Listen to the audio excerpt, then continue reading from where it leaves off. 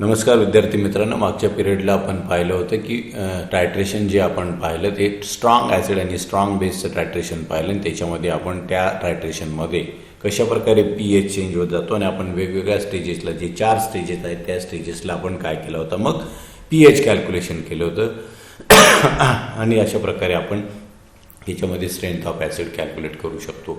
आता जे टायट्रेशन बघायचं आहे आपल्याला, पुढचं टायट्रेशन आहे वीक ॲसिड आणि स्ट्रॉंग बेस.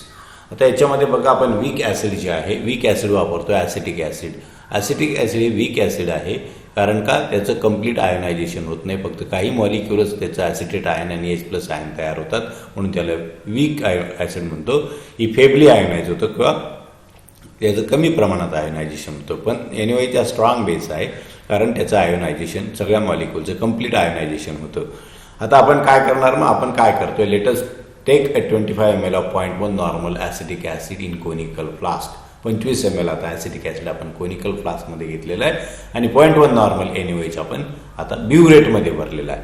या दोघांची ज्या वेळेला रिॲक्शन होईल त्यावेळेला ही रिॲक्शन कशी होते, CH3COOH प्लस NaOH आपल्याला काय सोडियम ॲसिटेट तयार होतो प्लस H2O वॉटर मॉलिक्यूल आपल्याला हा तयार होतो. या रिॲक्शनमध्ये आता काय होतं, जसं आपण NaOH CH3COOH मध्ये टाकतो त्या वेळेला ॲसिड जे आहे COOH याचं ॲसिडचं प्रमाण डिक्रीज होत जातं आणि pH of the solution simultaneously हळूहळू इन्क्रीज होत जातो. याच्यामध्ये फक्त याचं इन्क्रीजचं प्रमाण थोडंसं कमी असतं स्ट्रॉंग ॲसिडपेक्षा. तर बघू आपण न्यूट्रलायझेशन करू आपल्याला यावेळेला कसं मिळेल.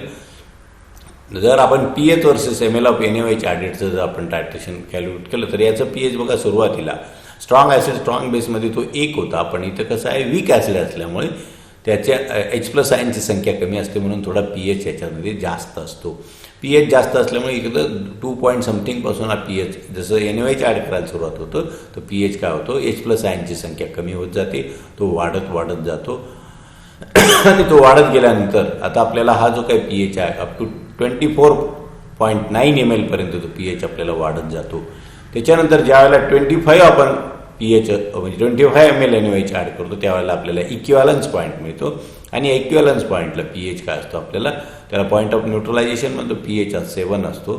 आणि त्यावेळेला आता 7 असायला पाहिजे, स्ट्रॉंग ॲसिड स्ट्रॉंग बेसमध्ये 7 होतं, पण त्याच्यानंतर आपण जेव्हा न्यूट्रलायझेशन पॉईंट नंतर ॲड करतो त्यावेळेला आपल्याला एक शार्प इन्क्रीज होतो pHचा, एकदम जास्त इन्क्रीज होतो एक ड्रॉप जरी टाकला. आणि त्याच्यानंतर पुन्हा जर आपण ॲडिशन केली तर pH मग हळूहळू आपल्याला वाढायला लागतो. तो अशा प्रकारचं pH कर्व आपलं pH वर्सेस ml NaOH ॲडेडचा आपल्याला हा ग्राफ आपल्याला मिळतो. आणि याचं जर काही ट्रान्झिशन रेंज आहे, म्हणजे व्हर्टिकल लाईन काय दाखवते, vertical line of this graph shows the transition range of the pH आणि ही आहे 7.1 टू 10.3. 7.1 टू 10.3 मध्ये आपल्याला फिनॉलफ्थॅलीन इंडिकेटर जो 8.3 टू 10 हा रेंज दाखवतो. म्हणून या टायट्रेशनसाठी आपण कुठला इंडिकेटर वापरू शकतो, फिनॉलफ्थॅलीन. In weak acid strong base titration, we use phenolphthalein as an indicator because phenolphthalein shows a color change in the range of 8.3 to 10 pH and the transition range in this titration is also 7.1 to 10.3. So within this range, the phenolphthalein shows a pH change and that's why the indicator we use in weak acid strong base is a phenolphthalein. प्रश्न विचारला जाईल, why phenolphthalein is used as an indicator in weak acid strong base titration, किंवा मग which indicator is used for the weak acid strong base titration, त्याच्यासाठीचं हे उत्तर मी तुम्हाला सांगितलं. अशा प्रकारे आपण ग्राफ मिळतो. आपण आता बघूया हे काही कॅरेक्टरिस्टिक फीचर काय आहे ते वीक ॲसिड स्ट्रॉंग बेस टायट्रेशन कर्वचे. तर आता मगाशी मी सांगितल्याप्रमाणे pH स्टार्ट कुठे होतो, 2.87ला बघा, 2ला पण मी सांगितलं त्याच्यात स्टार्ट होतो. नंतर काय pH जसं आपण NaOH ॲड करत जातो तसं pH ऑफ द सोल्युशन वाढत जातो. आता there is upward bend in the curve during the addition of NaOH. आपण 24 टू 24.9 ml ज्या वेळेला आपण त्याला ॲड केलं असतं त्यावेळेला हा बेंड आपल्याला इथं तो 24 टू 24.9ला हा बेंड आपल्याला मिळतो. आफ्टर दॅट काय आहे, जसं आपल्याला ज्या वेळेला sharp rapid increase pH 7.1 to 10.3ला आपण ग्राफमध्ये पाहिला during the addition of NaOH, म्हणजे ज्या वेळेला 24.9 टू 25.1 ml ॲड करू त्यावेळेला आपल्याला pHचा कोणता कर्व मिळेल, 24.9 टू 25.1ला हा व्हर्टिकल लाईन मिळते, म्हणजे pH एकदम वाढतो आपल्याला. आणि त्याच्यानंतर मग आपल्याला काय होतं pH at equivalence point is 8.7. याच्यामध्ये 7ला इक्विव्हॅलन्स पॉईंट यायला पाहिजे होता, पण इथं कसं आहे, बिकॉज इथं सोडियम ॲसिड इथे येणे पाहिजे इज ए साल्ट हा वीक ॲसिडचा साल्ट असल्यामुळे आणि वीक ॲसिड स्ट्रॉंग बेसचा हा साल्ट असल्यामुळे आपल्याला pH 8.7 मिळतो. and this is a downward bend in curve on further addition of NaOH. Afterwards there is a linear increase in pH. त्याच्यानंतर अजून जास्ती जर ॲड केला तर अशा प्रकारे तो लिनियरली आपल्याला वाढत जातो. अशा प्रकारे हे डिस्क्रिप्शन आपण पाहिलं. आता बघू इंडिकेटर का सिलेक्ट केला. मग तर मगाशी सांगितल्याप्रमाणे आपण सिलेक्शन ऑफ इंडिकेटरमध्ये व्हर्टिकल पोर्शन ऑफ लाईन जो आहे तो इंडिकेटर रेंज आपल्याला आहे इन दिस टायट्रेशन आणि व्हर्टिकल रेंज आहे 7.1 to 10.3 units and there is only one suitable indicator. या रेंजसाठी मग एकच इंडिकेटर सुटेबल आहे जो त्या रेंजमध्ये कलर चेंज दाखवतो. तो फिनॉल्फ्थॅलीन आहे for weak acid strong base. आपण हे तुम्हाला एक्सप्लेनेशन सांगितलेलं. आता त्याचं आपण वेगवेगळ्या स्टेजेसला जे आहे pH आपण कॅल्क्युलेट करणार. Calculation of pH during the weak acid strong base titration. आता पहिलं मग याच्यामध्ये काय आहे, थेरॉटिकल कॅल्क्युलेशन्समध्ये पहिला इनिशियल पॉईंटला आपण pH ॲड करणार. What happens at initial point, आपण टायट्रेशन फास्टमध्ये फक्त ॲसिटिक ॲसिड घेतलेला आहे आणि वरून आपण NaOH आता ॲड केलेलं नाही. सुरुवातीला म्हणजे इनिशियल पॉईंटला NaOH आपण ॲड करत नाही. त्यावेळेला जेव्हा आपण pH आपण त्याचं काउंट करतो तिथं काय फक्त असतं, मग हायड्रोजन आयनचं कॉन्सन्ट्रेशन असतं. ते वीक ॲसिडसाठी आपण ह्या फॉर्म्युल्याने हायड्रोजन आयन कॅल्क्युलेशन करतो. Hydrogen ion concentration is equal to under root of Ka into concentration of acid. हा Ka जो आहे हा डिसोसिएशन कॉन्स्टंट आपण याला म्हणतो. हा Ka मग आपण जर कॅल्क्युलेट केला तर हा येतो 1.75 इंटू 10⁻⁵ वीक ॲसिडसाठी तो आपल्याला येतो. मग आपण ॲसिटेट आयन किंवा ॲसिडचं कॉन्सन्ट्रेशन किती ठेवलेलं आहे, 0.1 नॉर्मल आपण ॲसिडचं कॉन्सन्ट्रेशन ठेवलेलं आहे, कारण 0.1 नॉर्मल ॲसिटिक ॲसिड आपण घेतलेलं आहे. मग त्याची जर किंमत आपण या इक्वेशनमध्ये टाकली, Ka आपल्याला हा माहिती आहे. हा Ka काय आहे 1.75. It is get calculated. आपल्याला रेडी दिलेला कॅल्क्युलेटर आहे 1.75 इंटू 10⁻⁵. तो जर किंमत टाकली आणि ॲसिटिक ॲसिडचं कॉन्सन्ट्रेशन 0.1 आहे ते जर कॅल्क्युलेट केलं तर आपल्याला हायड्रोजन आयन कॉन्सन्ट्रेशन मिळतं 1.32 इंटू 10⁻³ मोल. हा एवढं मिळतं. नंतर मग त्याच्यावरून pH आपल्याला काढता येईल. pH is equal to minus log of H+ ion concentration. H+ ion concentration आपल्याला किती आलेलं आहे, 1.32 इंटू 10⁻³ एवढं आलेलं आहे. मग आपण त्याची किंमत जर टाकली minus log of this concentration आणि हे जर लॉग आपण सॉल्व केला तो येतो 2.87. त्यामुळे इनिशियल पॉईंटला आपल्याला किती होता 2.87 जो आहे तो आपल्याला सुरुवातीला ज्या वेळेला NaOH 0 ml म्हणजे ॲड केलेलं नाही त्यावेळेला. So this is pH at initial point. या फॉर्म्युल्याने आपण कॅल्क्युलेट करतो. आता बघू आपण त्याच्यानंतर आपण NaOH ॲड करायला सुरुवात करू. म्हणजे 0.1 ml NaOH आपण ॲड करायला केलं समजा 0.1 ml तर 24.9 ml पर्यंत आपण ॲडिशन करत जाणार. हा जो काही रेंज असेल याला म्हणतात pH. त्या रेंजमधला pH जो असेल त्याला म्हणतात pH बिफोर इक्विव्हॅलन्स पॉईंट. मग जसं आपण NaOH ॲड करत जाऊ तर ॲसिटिक ॲसिडचं रूपांतर कशावर होईल, सोडियम साल्टमध्ये होईल. आणि there is a presence of unreacted COOH पण असेल. त्या सोल्युशनमध्ये काहींचं आयोनायझेशन होतं ते काय फॉर्म करतील, COONA फॉर्म करतील. आणि काही ॲसिटिक ॲसिडचं आयोनायझेशन होणार नाही, ते तसेच राहतील कोनिकल प्लास्टमध्ये. त्यामुळे सोल्युशनमध्ये आता काय आहे, COOH पण आहे, COONA आहे. त्यामुळे pH जो आहे हो pH आपण खालच्या फॉर्म्युल्याने आपण हा दिलेल्या फॉर्म्युल्याने आपण pH of the solution calculate करतो. pH इज इक्वल टू काय, pH is equal to pKa plus log of concentration of the acetate ion divided by concentration of COOH. आता pKa म्हणजे काय, मग वरती आपण इक्वेशन सॉल्व्ह करताना पाहिलेलं pKa is equal to minus log of Ka. मग आपण pKa कॅल्क्युलेट करू शकतो. pKa आपल्याला माहिती आहे इनिशियल पॉईंटच्या वेळेस 1.75 इंटू 10⁻⁵ ती व्हॅल्यू आपल्याला माहिती आहे. वीक ॲसिडसाठीची 1.7 ती आपण इथं टाकली तर pKa आपल्याला मिळतो आहे 4.7569 हा pKa. आता आपल्याला काय इथं pKa मिळालेला आपल्याला हा रेशिओ आपल्याला कॅल्क्युलेट करावा लागेल. आता हा रेशिओ कॅल्क्युलेट करण्यासाठी काय करावं लागेल, pH जर कॅल्क्युलेट करायचा असेल तर pKa मिळाला, हा रेशिओ कॅल्क्युलेट करायचा आहे. तो रेशिओ कसा कॅल्क्युलेट केला जातो, normality of NaOH into volume of NaOH. म्हणजे आपण किती NaOH ॲड केलेलं आहे तेवढेच आपल्याला C double bond ONA form होणार आहेत. आणि मग खाली कॉन्सन्ट्रेशन ऑफ CH3OH किती, नॉर्मॅलिटी ऑफ CH3 ॲसिटिक ॲसिडमधनं जर आपण NaOHचं जे काय मोलॅरिटी जर मायनस केली, किती आपण NaOH ॲड केली ते मायनस केलं तर उरलेले असतील आपल्याला नॉर्मॅलिटी किंवा त्याची कॉन्सन्ट्रेशन ऑफ CH3COOH. मग आपण आता समजा हा फॉर्म्युला आपल्याला वापरावा लागेल टू कॅल्क्युलेट दिस रेशिओ, हा रेशिओ काढण्यासाठी. मग आता समजा आपण काय केलं, वरून 5 ml आता समजा 0.5 नॉर्मल NaOH ॲड करतो आहे आणि आपण तर टायट्रेशन फ्लास्कमध्ये 25 ml ॲसिटिक ॲसिड घेतलेलं आहे. त्यावेळेला या फॉर्म्युल्यामध्ये जर किमती टाकल्या मग आपण काय नॉर्मॅलिटी 0.1 नॉर्मल आहे NaOHची, NaOH किती ॲड करतो आहे, पण 5 ml ॲड करतो म्हणून दिलं 5 डिवायडेड बाय ॲसिटिक ॲसिडचं कॉन्सन्ट्रेशन आपल्याला माहिती आहे, नॉर्मॅलिटी ती 0.1 आहे इंटू 25 मायनस व्हॉल्यूम किती आता आपण NaOHचं ॲड केलेलं आहे 5 ml. याचं कॅल्क्युलेशन केलं आपण तर त्यावेळेला आपल्याला ते कॅल्क्युलेशन म्हटलं 0.25.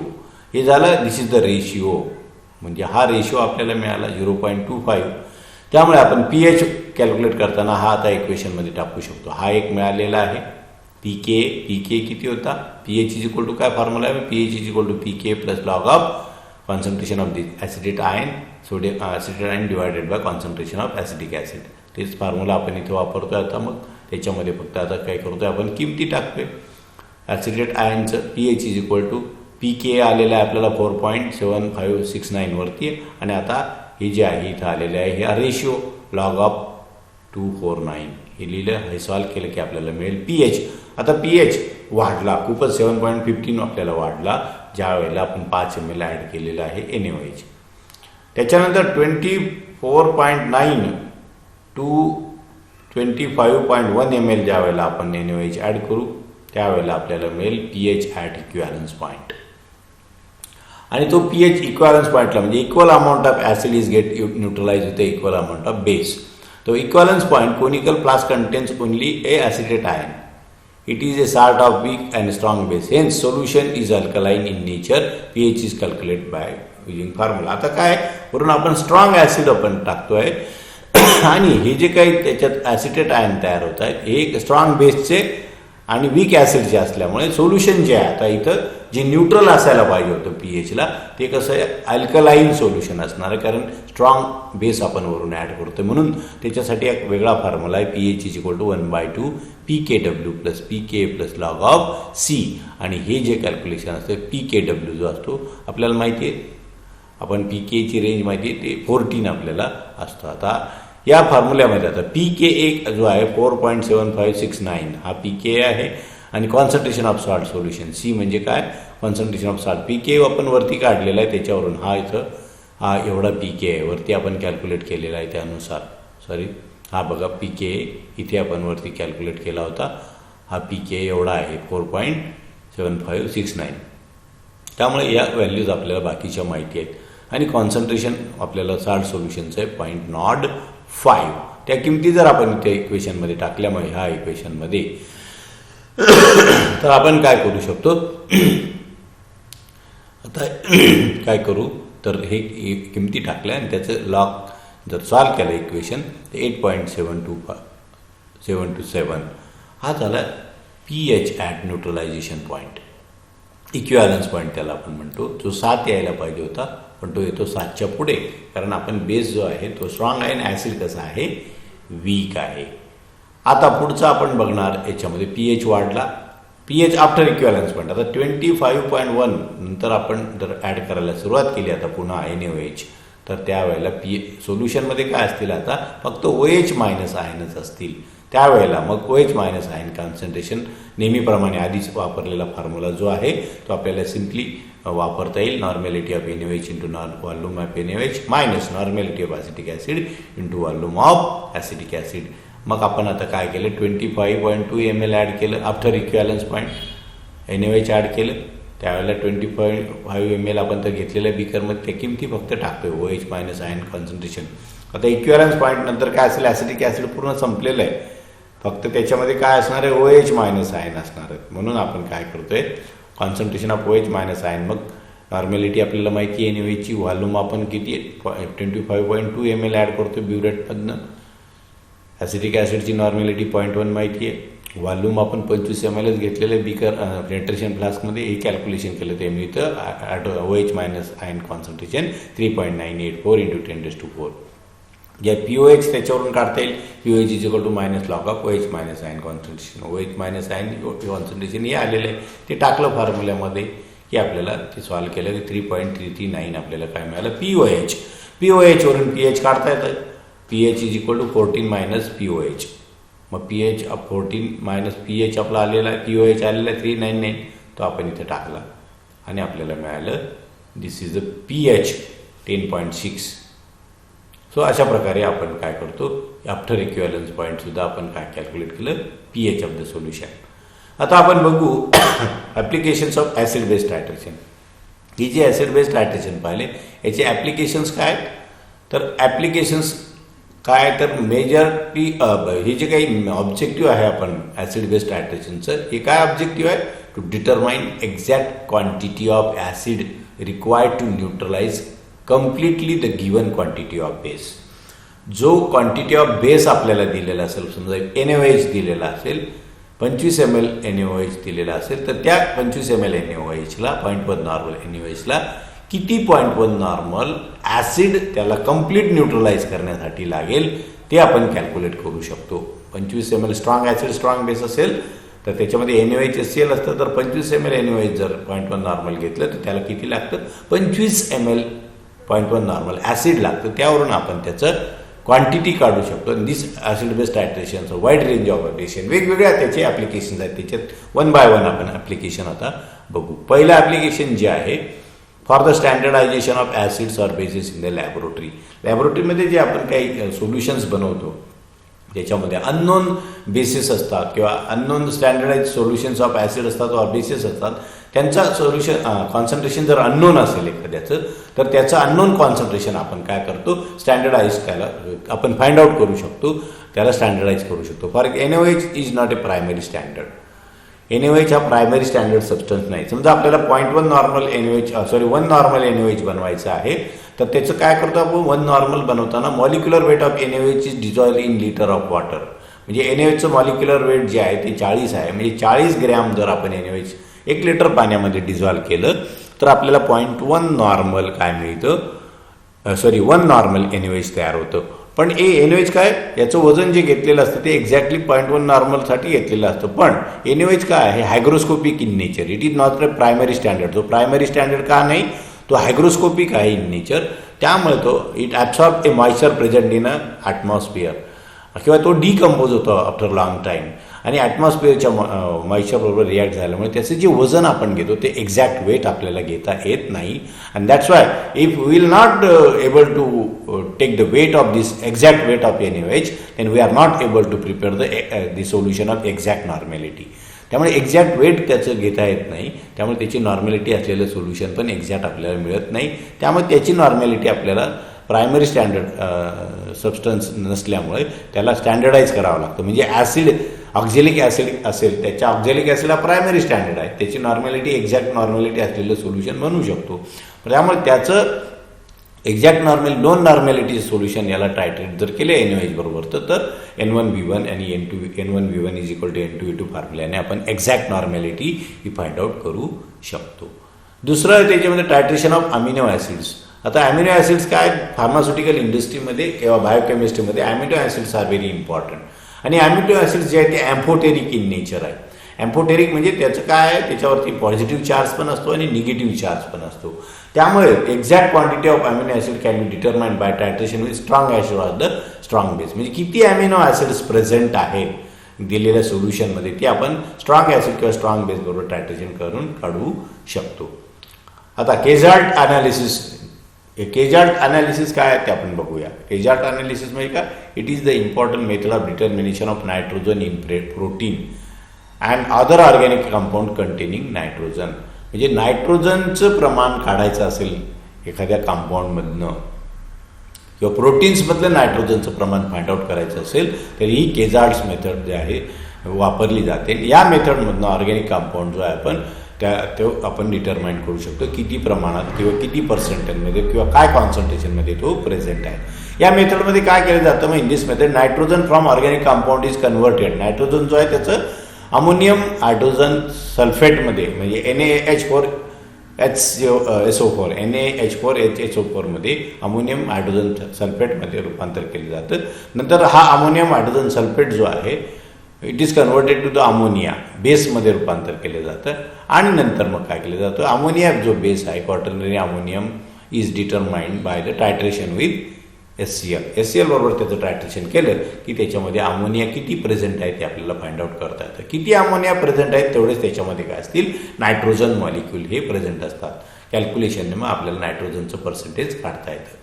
पुढचं आहे त्याचं saponification value of oils and fats. Oils आणि फॅट्स जे असतात त्यांची सॅपॉनिफिकेशन व्हॅल्यू असते. म्हणजे ज्या वेळेला सॅपॉनिफिकेशन व्हॅल्यू म्हणजे काय, सॅपॉनिफिकेशन व्हॅल्यू जी आहे milligram of KOH required to hydrolyze completely 1 gram of oil or fat. 1 gram oil किंवा फॅटला हायड्रोलाइज करण्यासाठी किती KOH लागतं त्यालाच म्हणतात सॅपॉनिफिकेशन व्हॅल्यू. ती आपण ऑइलची सॅपॉनिफिकेशन व्हॅल्यू किंवा फूड व्हॅल्यू ज्याला आपण म्हणतो ती आपण कॅल्क्युलेट करू शकतो. सो कम्प्लीट हायड्रोलिसिसचा 1 gram of oil is carried out by adding 1 gram oil मोजलं आणि त्याच्यामध्ये 25 ml 1 नॉर्मल KOH ॲड केलं तर त्यावेळेसला काय होईल, KOH जे होईल ते ऑइल बरोबर रिॲक्ट होईल आणि त्याच्यामध्ये बाकीचं जे KOH असेल ते शिल्लक उरेल. काही KOH जे रिॲक्ट होईल टू सॅपॉनिफाय आणि उरलेलं KOH जे आहे ते जर आपण HCl बरोबर टायट्रेट केलं तर किती KOH यूज केलं गेलं त्या ऑइल किंवा फॅट बरोबर तेवढं त्याचं काय असेल सॅपॉनिफिकेशन व्हॅल्यू असते ती आपण काढू शकतो. नंतर प्युरिटी ऑफ ॲस्पिरिन. फार्मास्युटिकल इंडस्ट्रीमध्ये ॲस्पिरिनची प्युरिटी डिटरमाइन करण्यासाठी देखील काय केलं जातं की या टायट्रेशनचा वापर केला जातो.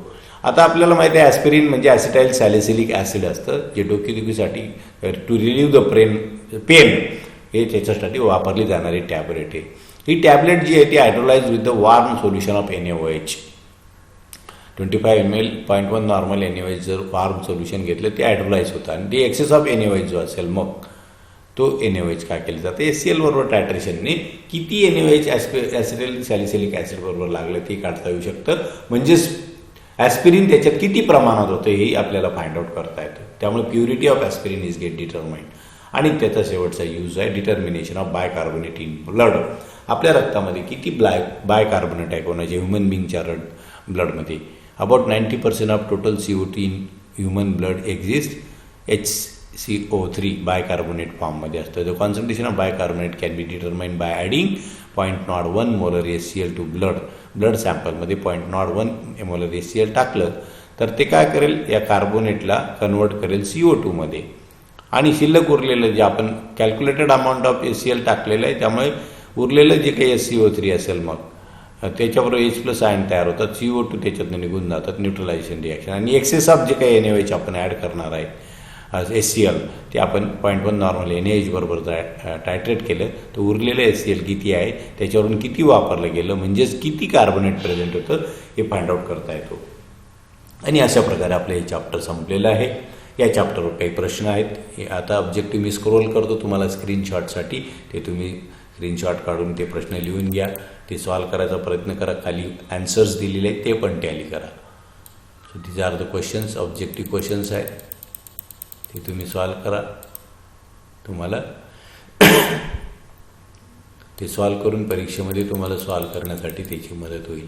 अशा प्रकारे अजून खाली ओके हां हे स्क्रीनशॉट घेऊन हे उत्तरं दिलेली आहेत. हे उत्तरं तुम्ही टॅली करून बघा, अभ्यास करा म्हणजे उत्तरं टॅली होतील. हे 2 मार्काचे प्रश्न पण सॉल्व करायचा प्रयत्न करा जेणेकरून इतर ऑब्जेक्टिव्ह जे येतील याच्यावर बेस्ड ते पण तुम्हाला सॉल्व करता येतील. मी फक्त तुम्हाला स्क्रीनशॉटसाठी स्क्रोल करतो आहे क्वेश्चन्स.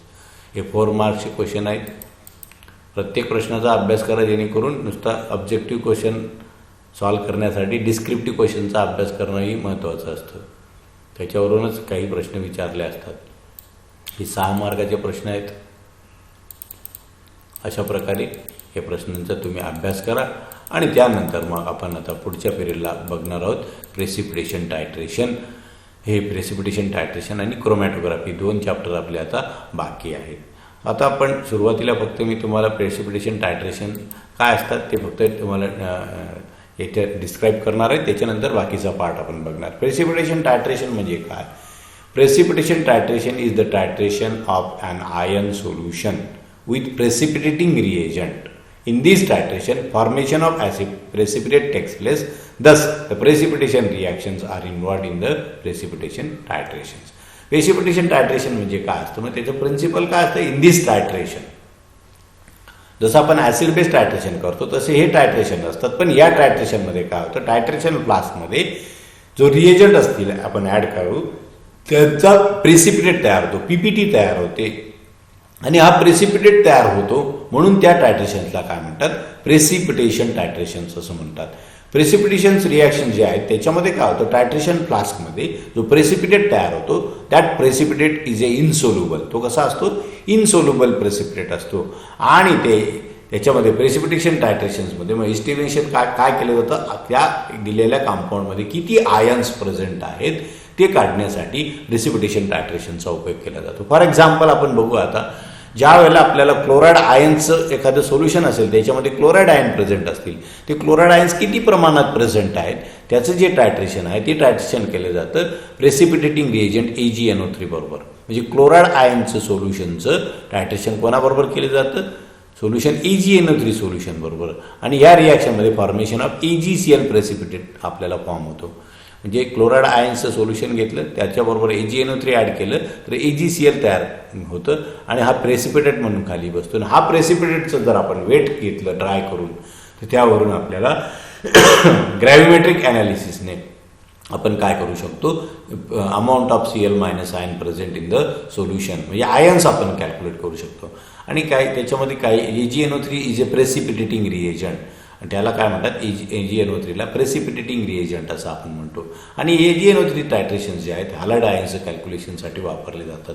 म्हणजे ClBr I हे जे काय असतील किंवा Cn minus SCn minus ions दिलेल्या सोल्युशनमध्ये किती आहेत त्याच्यासाठी वापरले जातात. त्याचं कॅल्क्युलेशनसाठी हे प्रेसिपिटेशन टायट्रेशन वापरले जातात. आता प्रेसिपिटेशन टायट्रेशन्समध्ये पण कसं असतं की प्रेसिपिटेशन कर्व्स असतात. जसं आता वरती आपण pH कॅल्क्युलेशन्स पाहिले वरच्या चॅप्टरमध्ये ॲसिड बेस टायट्रेशनमध्ये, तशा प्रकारे प्रेसिपिटेशन टायट्रेशन्समध्ये देखील काय आहेत की आपल्याला प्रेसिपिटेशन टायट्रेशन कर्व आपल्याला मिळतात. आता एखादं प्रेसिपिटेशन टायट्रेशन कर्व काय असतं आपण ते बघूया.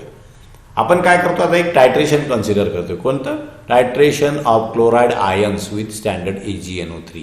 क्लोराईड आयन्सचं टायट्रेशन कोणाबरोबर करतोय? AgNO3 बरोबर करतोय. आता आपण काय करतो मग त्याच्यासाठी? Let 25 ml of 0.1 normal chloride ion solution is titrated with 0.1 normal AgNO3. म्हणजेच काय करतोय आपण? टायट्रेशन फ्लास्कमध्ये काय घेतोय? 25 ml 0.1 नॉर्मल क्लोराईड आयन्स आपण घेतो आहे आणि ब्युरेटमध्ये आपण काय करतोय? 0.1 नॉर्मल AgNO3 सोल्युशन. ही जी काही टायट्रेशन आपण कॅरी आउट करू त्याच्या आपल्याला टायट्रेशन करून मिळणार आहे. केव्हा? ज्या वेळेला जसं वरती ॲसिड बेसमध्ये pH करत होतो इथं PCl, कारण कॉन्सन्ट्रेशन ऑफ क्लोराईड आयन आपण कॅल्क्युलेट करतोय म्हणून PCl against volume of AgNO3 added. जर आपण त्याचा जी काय कर्व ड्रा करू तिला म्हणतात टायट्रेशन कर्व. आता PCl जे आहे सोल्युशनचं ते कसं कॅल्क्युलेट केलं जातं? PCl is equal to minus log of Cl minus ion concentration. जसं pH is equal to minus log of hydrogen ion concentration आहे तसं PCl is equal to minus log of Cl minus ion concentration. आणि हा जर concentration chloride आयनचं calculate करायचं असेल तर इथं आपल्याला कॉन्सन्ट्रेशन लागेल. मग ते कसं कॅल्क्युलेट केलं जातं? नेहमीप्रमाणे normality of chloride ions multiplied by volume of chloride ions minus normality of AgNO3 added into volume of normality of AgNO3 into volume of AgNO3 added divided by total volume. या फॉर्म्युल्यामध्ये जर आपण किमती टाकल्या तर आपल्याला काय मिळतं? क्लोराईड आयनचं कॉन्सन्ट्रेशन आपल्याला मिळतं. हा ग्राफ आहे बघा. This is a graph of PCl minus volume of AgNO3 added. आणि हा आपल्याला अशा प्रकारे ग्राफ मिळतो जसं आपल्याला वरती ॲसिड बेस टायट्रेशन्स आपण पाहिलं त्याच्यानुसार. आणि मग PCl at start is 1 as Cl minus ion is equal to 0.1 normal. सुरुवातीला काय 1 पासून सुरू होते इथे कारण क्लोराईड मायनस आयन्सचं कॉन्सन्ट्रेशन आपल्याला माहिती 0.1 नॉर्मल हे कॉन्सन्ट्रेशन आहे इथे. तर 1 पासून होतं आणि जसं AgNO3 टाकतो तसं क्लोराईड आयनचं कॉन्सन्ट्रेशन कमी होत जातं त्यामुळे PCl वाढत जातो. आणि मग आपल्याला नेहमीप्रमाणे इक्विवॅलन्स बिफोर इक्विवॅलन्स पॉईंट हा कर्व मिळतो आणि इक्विवॅलन्स पॉईंटला आपल्याला शार्प लाईनने मग इन्क्रीज होते आणि त्यानंतर मग पुन्हा जर AgNO3 ॲड केलं तर आपल्याला हा हळूहळू मग ती वाढत जातं. इथे शार्प वाढतं, पुढे हळूहळू वाढत जातं. जसं आपण टायट्रेशन, हा जो काय टायट्रेशन कर्व आहे त्याला आपण म्हणतो प्रेसिपिटेशन टायट्रेशनचा टायट्रेशन कर्व. आणि व्हर्टिकल पोर्शन जो आहे तो त्याचा pH असतो इथे PClमध्ये 4.3 to 5.7. ज्या वेळेला PCl versus AgNO3, Cl- ion versus AgNO3चं कॅल्क्युलेशन करतो. तसं याच्यामध्ये वेगवेगळ्या प्रकारचे इंडिकेटर्स वापरले जातात ह्या टायट्रेशनमध्ये. जसं ॲसिड बेस टायट्रेशनमध्ये आपण फिनॉलॅप्थेलिन, मिथिलीन ब्ल्यू असे वेगवेगळ्या प्रकारचे इंडिकेटर्स जसे वापरतो, मिथिल ऑरेंज, तसं इथेही वेगवेगळ्या प्रकारचे इंडिकेटर्स वापरले जातात आणि तो एंड पॉईंट फाइंड करण्यासाठी वापरले जातात. ते येथे कुठल्या प्रकारचे इंडिकेटर वापरले जातात तर पहिलं त्याचे indicators that form coloured compound with the titrant. Burette solution बरोबर जे कलर्ड कंपाऊंड फॉर्म करतील ते एक्सेसमध्ये ॲड करतो असे इंडिकेटर वापरले जातात. For example K2Cr2O4 potassium chromate जो आहे हा इंडिकेटर वापरला जातो. त्यावेळेला पोटॅशियम क्रोमेट हा इंडिकेटर म्हणून वापरतो त्यावेळेला त्याला आपण म्हणतो मोअर्स मेथड. ती जी टायट्रेशन मेथड असेल तिला म्हणतो मोअर्स मेथड. आणि Fe3+ is use as a indicator. आणि जर Fe3+चं डिटर्मिनेशन असेल इंडिकेटर म्हणून वापरलं जात असेल Fe3+ आयन, त्यावेळेला ती मेथड जी असते तिला होलार्ड्स मेथड असं म्हणतात. ज्या टायट्रेशनमध्ये प्रेसिपिटेशन टायट्रेशनमध्ये पोटॅशियम क्रोमेट हा इंडिकेटर म्हणून वापरला जात असेल त्या टायट्रेशनला मोअर्स मेथड त्या मेथडला मोअर्स मेथड म्हणतात. आणि या मेथडमध्ये Fe3+ ions as a indicator वापरले जात असतील त्या मेथडला होलार्ड्स मेथड असं म्हणतात. सेकंडली त्याच्यामध्ये हे झाले कलर्ड इंडिकेटर्स वापरले जातात. दुसरे कुठले ॲडसॉर्प्शन इंडिकेटर्स वापरले जातात. हे ॲडसॉर्प्शन इंडिकेटर काय करतात, जसं टायट्रेशन फ्लास्कमध्ये आपण ब्युरेट सोल्युशन ॲड करू तर प्रेसिपिटेट तयार होईल. त्या इक्विव्हॅलन्स पॉईंटला काय होईल, त्या इंडिकेटर्स जे आहेत ते त्या प्रेसिपिटेटवर ॲडसॉर्ब केले जातात आणि त्याचा कलर चेंज होतो इंडिकेटरचा. त्याला आपण ॲडसॉर्प्शन इंडिकेटर्स असं म्हणतो. आणि फॉर एक्झाम्पल फ्लोरोसिन जे वापरलं जातं हे fluorescein is a adsorption indicator. हा इंडिकेटर जर प्रेसिपिटेशन टायट्रेशनमध्ये वापरला जात असेल फ्लोरोसिन, त्यावेळेला जी मेथड असेल टायट्रेशनची तिला म्हणतात फजान्स मेथड. फ्लोरोसिन हा ॲडसॉर्प्शन इंडिकेटर आहे कारण तो प्रेसिपिटेटवर ॲडसॉर्ब केला जातो. That's why it is called as a adsorption indicator. आता मोअर्स मेथडमध्ये मग आपण माहिती K2Cr2 इंडिकेटर वापरतो टू डिटरमाइन क्लोराइड आयन्स. आणि त्यावेळेला सोल्युशन येलो कलरचं it becomes yellow vein precipitation of chloride ion is completed. आता K2Cr2 जो आहे तो क्लोराइड आयन्स, जसं आपण क्लोराइड आयन्समध्ये आपण AgNO3 ॲड करू तर AgCl तयार होईल आणि ते येलो कलरचं सोल्युशन असेल. पण ज्या वेळेला क्लोराइड आयनचं पूर्ण प्रेसिपिटेशन होईल आता टायट्रेशन फ्लास्कमधल्या, तर त्यावेळेला ज्या वेळेला वरून AgNO3 ॲड करू एक्सेसमध्ये त्यावेळेला काय होईल, फक्त आता इंडिकेटर शिल्लक असेल कारण आपण इंडिकेटर पण ॲड केलेलं आहे. म्हणजे क्रोमेट आयन त्याच्यामध्ये शिल्लक असतील आणि हे क्रोमेट आयन जे आहेत आता ते याच्याबरोबर काय करतील, AgNO3 बरोबर आपल्याला प्रेसिपिटेट फॉर्म करतील. लक्षात घ्या आपण टायट्रेशन कॅरीड आउट करतोय. मी तुम्हाला पुन्हा इथं डायग्राम काढतो. टायट्रेशन फ्लास्कमध्ये आपण काय घेतलेलं आहे, क्लोराइड आयन Cl- आयन आहेत आणि आपण इंडिकेटर टाकलेला आहे त्याच्यामध्ये K2Cr4 हा इंडिकेटर टाकलेला आहे. तर आपण जसं वरून आता ब्युरेटमधनं काय ॲड करणार आहे, AgNO3 ॲड करणार आहे. AgNO3. आता सोल्युशनचा कलर आधी येलो असेल कारण इथं काय क्रोमेट आयन जे आहेत ते शिल्लक असल्यामुळे त्यांचा कोणाबरोबर रिॲक्शन आहे Cl- मध्ये. जसं आपण AgNO3 वरून ॲड करू ते AgNO3 जे आहे येलो कलर कॉम्प्लेक्स याच्याबरोबर फॉर्म करतो त्याचं आता AgCl मध्ये रूपांतर होईल कारण AgNO3 ॲड करतो तर AgNO3 AgCl प्रेसिपिटेट तयार होईल. असा जसं आपण ॲड करू ज्या वेळेला कम्प्लीट Cl- आयन संपतील त्यावेळेला आता काय राहतील, फक्त क्रोमेट आयन CrO4- आयन ज्याला आपण म्हणतो CrO4- आयन शिल्लक राहतील. आता वरून जसं एक्सेस आपण AgNO3 ॲड करू त्यावेळेला हे काय होईल, आता Ag आयनसाठी Cl- आयन शिल्लक नाहीत त्यामुळे Ag काय करतो, AgCrO4 नावाचा प्रेसिपिटेट फॉर्म करतो आणि जो येलो कलर होता तो चेंज होतो ॲज सुन ॲज. आणि त्याच्यावरून आपल्याला काय कळतं, मग एंड पॉईंट ऑफ द टायट्रेशन आला असं कळतं. जसं बघा आता सुरुवातीला Cl- आयन आहेत, वरती Ag फॉर्म करतोय, AgCl प्रेसिपिटेट तयार होईल.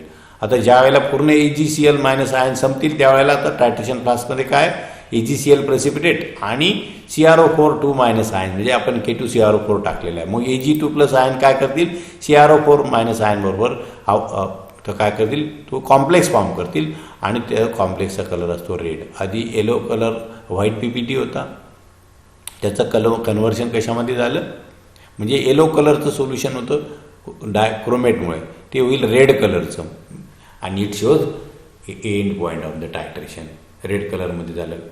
याचाच अर्थ पूर्ण क्लोराईड आयन्स. अशी ही मोर्स मेथड आहे. ओलार्ड्स मेथडमध्ये काय केलं आपण पाहिलं, Ap3+ आयन जे आहेत ते इंडिकेटर म्हणून वापरले जातात. म्हणजे फेरिक अमोनियम सल्फेट याच्यामध्ये Ap3+ आयन आहे, तो इंडिकेटर म्हणून वापरला जातो. ज्या वेळेला आपण टायट्रेशन फ्लास्कमधनं सोडियम थायोसायनेट सारखे जर प्रेसिपिटेटिंग एजंट वापरतो, त्याच्यामध्ये इक्विव्हॅलन्स पॉईंट फाइंड करण्यासाठी Ap3+ आयन सारखा इंडिकेटर वापरला जातो. Ap3+ आयन जो आहे तो SCN- म्हणजे थायोसायनेट बरोबर कॉम्प्लेक्स फॉर्म करतो आणि तो रेड कलरचा कॉम्प्लेक्स असतो. बघा Ap3+ म्हणजे इंडिकेटर टाकलेला असेल त्यावेळेला अशा रेड कलरचा कॉम्प्लेक्स फॉर्म झाला की आपल्याला मिळतो एंड पॉईंट ऑफ द टायट्रेशन. तिला आपण होलार्ड्स मेथड म्हणतो. आणि फजान्स मेथडमध्ये काय, मग फ्लोरोसिन नावाचा इंडिकेटर जो आहे तो AgCl प्रेसिपिटेट जो तयार होणार आहे त्याच्या लेअरवरती ॲब्सॉर्ब केला जातो. प्रायमरी लेअर Ag+ असतो, नंतर इंडिकेटर त्याच्यावर आले तर इंडिकेटरचा लेअर फॉर्म होईल SCNचा समजा फ्लोरोसिनचा, तर त्यावेळेला त्याचा red colour of the solution मिळतो. अशा 3 प्रकारचे इंडिकेटर्स आपण वापरले जातात. त्यामुळे हे इंडिकेटर्स वेगवेगळ्या टायट्रेशनमध्ये कसे वापरले जातात आणि सोल्युशन्स कसे बनवले जातात, how the solution is prepared and how to get it standardize, किंवा Cl- आयन असतील किंवा वेगवेगळ्या कटायन्स असतील, आयन्स असतील, त्या आयन्स कसे त्यांचं कॉन्सन्ट्रेशन कॅल्क्युलेट केलं जातं वेगवेगळ्या मेथडने, फजान्स मेथड असेल, होलार्ड्स मेथड असेल, या मेथडने ते कशा प्रकारे कॅल्क्युलेट केलं जातं ते आपण पुढच्या पिरियडला आपण मग बघणार आहोत. त्यामुळे हे लेक्चर तुम्ही बघा. लेक्चर पाहिल्यानंतर त्याला सबस्क्राईब करा आणि कॉमेंटमध्ये तुमचं नाव पाठवा, म्हणजे आम्हाला अटेंडन्स लावायला सोपं होईल. Thank you very much.